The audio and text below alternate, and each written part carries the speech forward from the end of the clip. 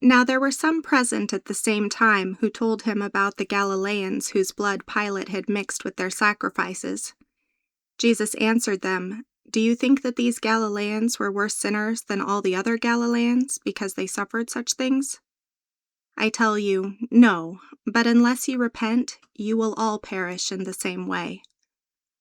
Or those 18 on whom the tower in Siloam fell and killed them, do you think that they were worse offenders than all the men who dwell in Jerusalem? I tell you no, but unless you repent, you will all perish in the same way." He spoke this parable. A certain man had a fig tree planted in his vineyard, and he came seeking fruit on it, and found none. He said to the vine dresser, "Behold, these 3 years I have come looking for fruit on this fig tree, and found none. Cut it down. Why does it waste the soil?" He answered, "Lord, leave it alone this year also, until I dig around it and fertilize it. If that bears fruit, fine, but if not, after that, you can cut it down." He was teaching in one of the synagogues on the Sabbath day. Behold, there was a woman who had a spirit of infirmity 18 years. She was bent over and could in no way straighten herself up.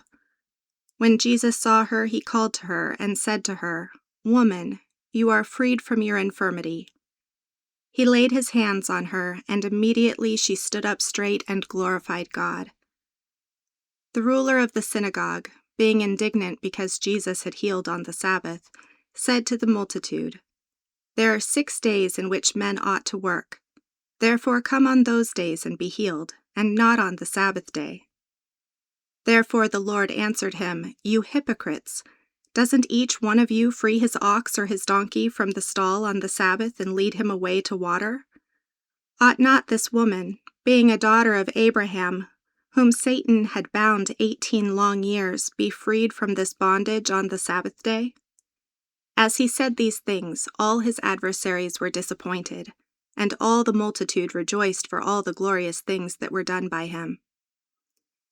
He said, "What is God's kingdom like? To what shall I compare it? It is like a grain of a mustard seed, which a man took and put in his own garden. It grew and became a large tree, and the birds of the sky live in its branches."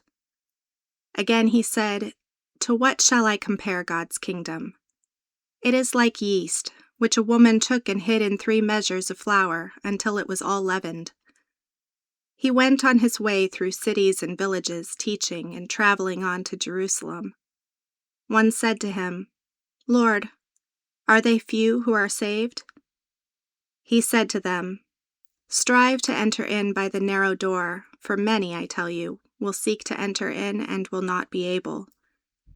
When once the master of the house has risen up and has shut the door, and you begin to stand outside and knock at the door, saying, 'Lord, Lord, open to us,' then he will answer and tell you, 'I don't know you or where you come from.'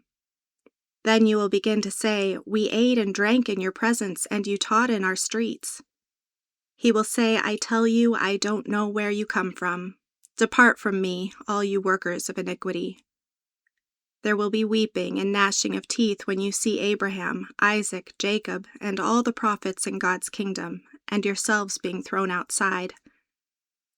They will come from the east, west, north, and south, and will sit down in God's kingdom.